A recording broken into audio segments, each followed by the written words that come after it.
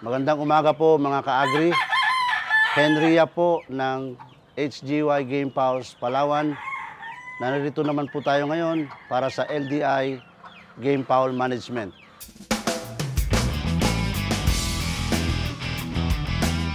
Nakaraang linggo po, ang tinalakay po natin ay tungkol sa breeding. Ngayon naman po, ang i-discuss ko sa inyo ay kung paano natin kinokolekta yung mga itlog at kung saan natin sila dinadala. Kung ang inahin po na ito ay ng itlog, so may corresponding number po yan, kung ano pong lahi niyan. No? Sinusulatan lang po natin yan ng kung anong number yan, nang sa ganon ay hindi po tayong magkamali. Pag nakolekta na po natin itong mga itlog, yan po ay nilalagay natin sa refrigerator, no? Para maipon po natin ng gusto at ma-maximize po natin para nang sa ganon ma-maintain po natin yung kanilang freshness. Wala kayong refrigerator, pwede nyo pong i-store ito sa malamig na lugar para nang sa ganon hindi po mag-activate yung similya. Kasi po pag nainitan yan, mag-activate yan. Pag hindi na po nyo na palimliman yan, masisira po, unti-unti mamamatay po ang similya sa loob. So be sure din, malinis po ang ating mga kamay, no?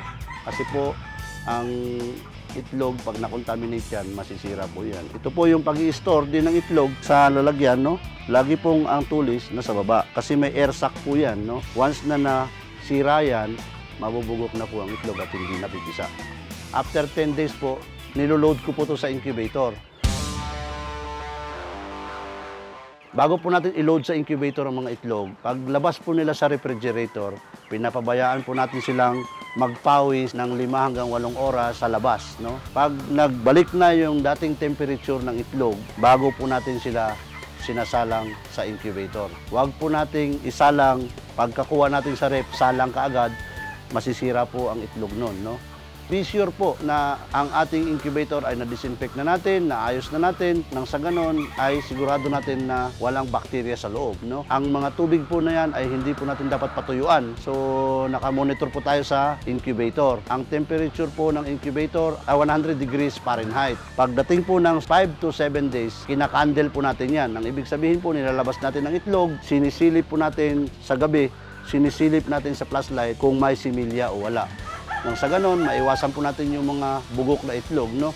Yan po kasi ang minsan kadalasan na pumuputok doon sa incubator at nagsasanhi pa ng mga kung ano-anong bakterya sa loob, no? Pagdating po ng 17 days, no? 17 to 18, nililipat po natin sa hatchery yan. At doon na po sila pipisa. Pag pumisa po ng 19 days, huwag po nating aalisin ang sisiw. Hintayin po natin ng saktong maturity 21 days. Nang sa ganun po, para pong mga tao yan, na pag pinanganak po ng 7 months, premature po yan.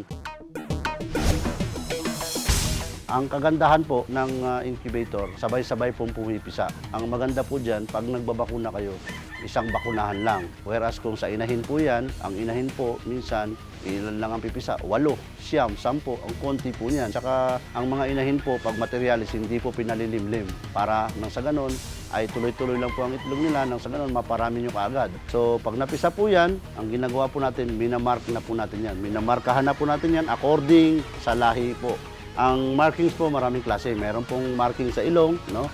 Meron pong marking sa mga web ng daliri, no? Pwedeng hole, pwedeng slash. So, yan po ang mga marking at yung sa ilong, no? Depende po sa inyo yan kung paano nyo mamarkahan ang inyong mga sisiw, no? Pag natapos na tayo mag-marking, ang practice ko po, so, bakunahan ko na po yan ng B1B1 at saka ng Gomboro. Pag binakunahan ko na yan, bibigyan ko ng multi-light yan for 3 days para nang sa ganon, yung kanyang lakas ay mapanatili at yung stress mawala sa kanya. Sana po may napulot kayong kaalaman sa mga dinidiscuss ko sa inyo.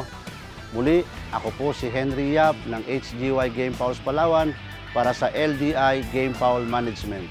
Agri TV, hayop ang galing.